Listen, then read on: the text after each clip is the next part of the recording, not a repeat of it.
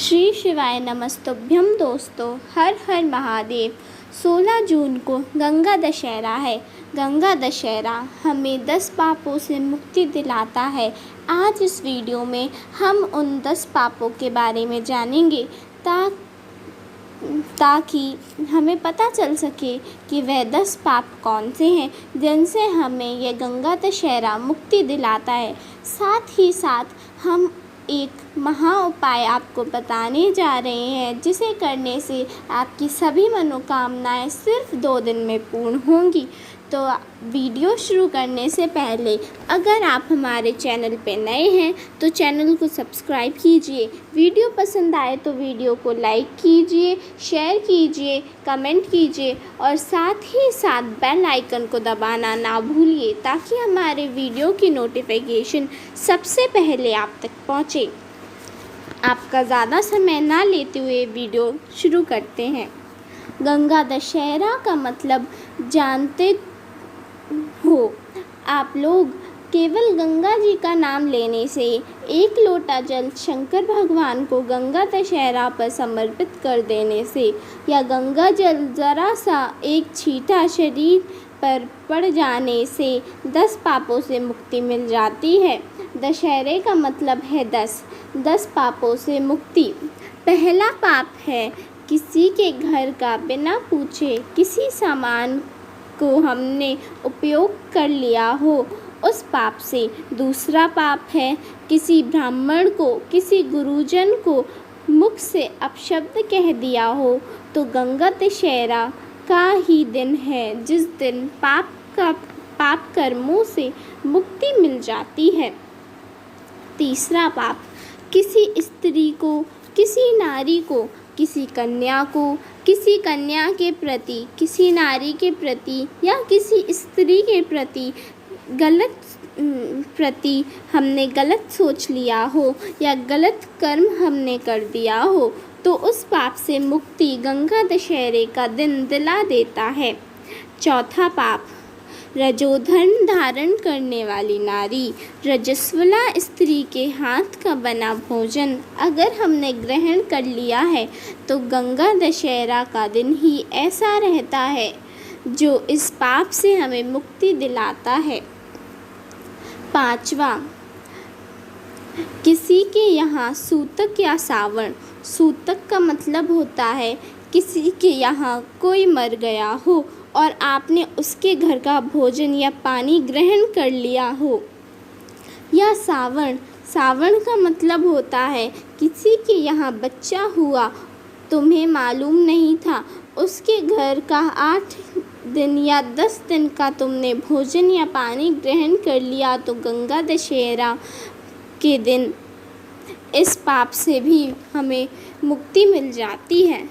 छठा पाप किसी मंदिर की जगह पर या किसी घर की जगह पर अपना कब्ज़ा कर लिया हो या किसी के घर की जगह को अपना बना लिया हो तो इस पाप से भी मुक्ति मिल जाती है।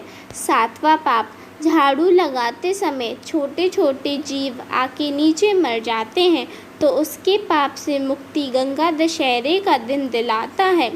8वां, जिस समय हम भोजन ग्रहण कर रहे हों और हमारे दरवाजे पर कोई व्यक्ति आके बैठा है और हमने उससे भोजन का नहीं पूछा या उसका मुख झूठा नहीं करवाया तो उस दोष को समाप्त कर देता है गंगा दशहरे का दिन।